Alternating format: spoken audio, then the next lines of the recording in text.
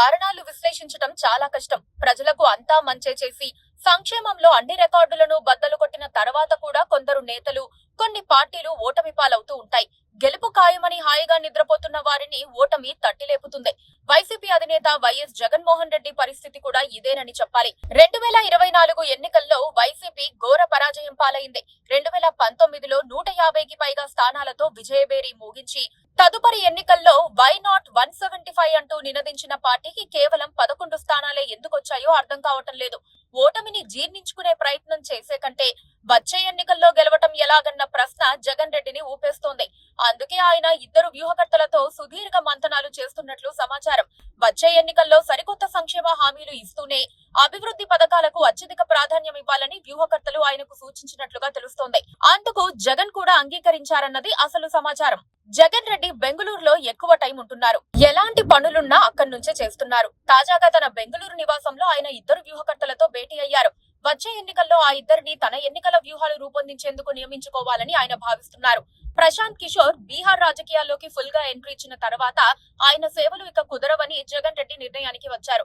అందుకే వేరే వారి సేవలను వినియోగించుకోనున్నారు. 2019 ఎన్నికల సమయంలో వైసీపీ అధినేత నవరత్నాలు పేరుతో కీలకమైన 9 హామీలు ఇచ్చారు. వీటిని అమలు చేశారు. ప్రతి కుటుంబానికి ఏదో ఒక పథకం అందేలా చేశారు.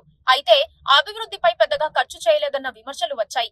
ఈ నేపథ్యంలో వచ్చే ఎన్నికల నాటికి అటు సంక్షేమం, ఇటు అభివృద్ధి రెండింటినీ మేళవించి హామీలు ఇచ్చే దిశగా కసరత్తు ప్రారంభించారు. ఇది వర్కౌట్ అయితే గతంలో పడిన అభివృద్ధి లేమి ముద్రను తొలగించుకునే అవకాశం ఉంటుందని అంటున్నారు.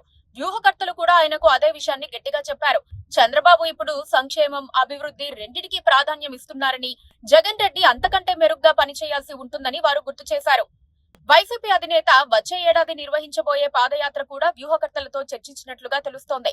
2019 ఎన్నికలకు ముందు జగన్ పాదయాత్ర చేసి గెలిచారు.